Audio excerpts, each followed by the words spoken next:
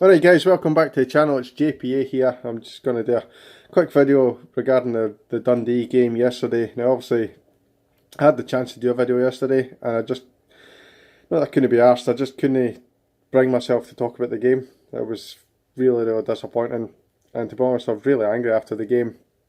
It took me a while to calm down and kind of gather my thoughts a little bit. So we'll just get straight into the video. So I had the prediction of 2-0 Rangers. I can't believe I'm about to say this. And it finished Dundee 1, Rangers 1. Really disappointing result. The main thing that's disappointing about this result, I looked at the fixtures in December and I looked at Hearts at Tynecastle, thought it was a difficult fixture. The two games against the Hibernian, probably tough fixtures. Celtic game, tough fixture. I didn't look at Dundee away as a tough fixture. To be honest, I didn't even look at Aberdeen at home as a tough fixture. I genuinely believe we would have won that game as well. We've got Hamilton, St Johnstone in this month as well.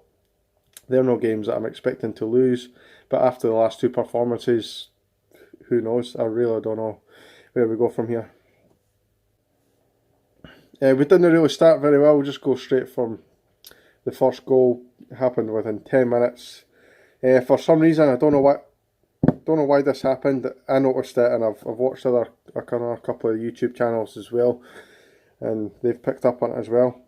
Connor Goldson usually plays on the right hand side of defence, and Worrell plays on the left. For some reason, they switched it around. I don't know whether that was a decision by Gerrard, whether they decided to do that themselves.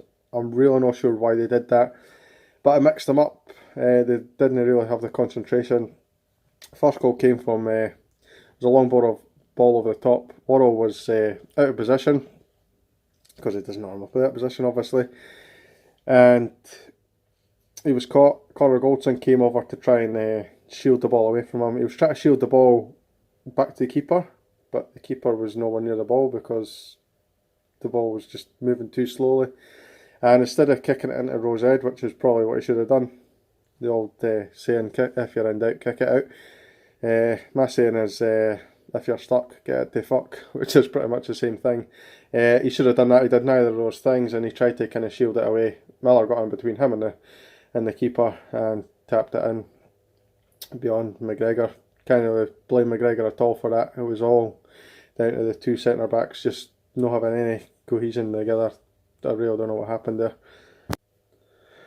You felt after that we needed a response. We did get a response, and I'll tell you what happened before that. Candeas got the ball just on the edge of the box. It was actually right on the edge of the box, and Ralph for Dundee came in with a challenge, and at first it didn't look much. I thought just a free kick really. I've seen a couple of replays. I thought, alright, it's maybe a yellow card for that. It's pretty dangerous. But out of nowhere, the referee just flashed a red card. I've seen it a couple of times, seen it slowed down, it looks a little bit worse. For me, it's really harsh to give a red card, and I'll tell you why. The referee has stated that he gave the red card because it was a goal scoring opportunity for Candeas. For me, it wasn't. He had another defender behind him. It didn't make any sense. He was never going to score for there unless he hit it first time, but even then it's not really a clear goal scoring opportunity. It should have gone down as reckless play. It hasn't, and because of that, because it's gone down as a goal scoring opportunity, Dundee have got the chance to appeal that, and for me I hope they get the appeal. I really do. I didn't think it was a red card. I would say definitely a yellow. If that was one of our players, I'd be really disappointed at getting a red for that. But in saying that, we probably would. So we got a free kick right on the edge of the area, and I had like 3 or 4 right-footed players round it. I think it was like Kent.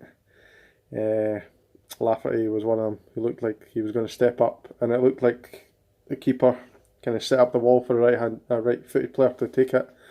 And then as soon as the whistle went, Andy Halliday with the left foot stepped up and just walloped it in. It was a really good finish. Almost top corner, and the goalkeeper just didn't have a clue what to do with it. because he was obviously set up for a right-footed free kick. And that was 1-1 with about 20 minutes into the game. So we've got 70 minutes, they're down to 10 men, and you'd expect us to go on from there and win the game comfortably. It's just not what happened. So we continued to press. I think we had a couple of half-hearted penalty claims, one in the first half, one in the second. I think the first one was Gresda was pulled down. For me, there wasn't a lot in it. I've seen him give in. It was a little bit of push, and he's probably went down a little bit too easily, and that's probably why it's not been given. Obviously, the second one happened in the second half, and it was Gresda again actually in the box, and the balls came up and hit a player in the hand. Referees waved it away, saying it hit him in the chest. Chest here, hand here. I really don't know how you can mix that up, but that's Scottish refereeing for you. That actually brings me to my next point about refereeing and officiating in general, including the linesman, assistant referee, or whatever you want to call them nowadays. Ryan Kent passed to Lafferty, scored a good goal, and you're thinking, yes, that's 2-1, we're back in it. It was given offside. To me, at first glance, it didn't look offside. Showed you the replay, and it clearly showed that Lafferty was onside. Kind of a weird one because he was in front of the last defender, but because he was behind the ball, you're allowed to do that. And the linesman's about a yard behind the play. Can't really say it. He's kind of taking a guess at it, and he's got it wrong for me. Now, you can say we got away with one against Hearts, but it's now 5 times that Rangers have scored this season, and it's been given wrongly offside. It's happened to Morelos a couple of times, Lafferty a couple of times now as well. It happened to Lafferty last season against Hearts, as I mentioned in a previous video. It's just getting beyond the joke now.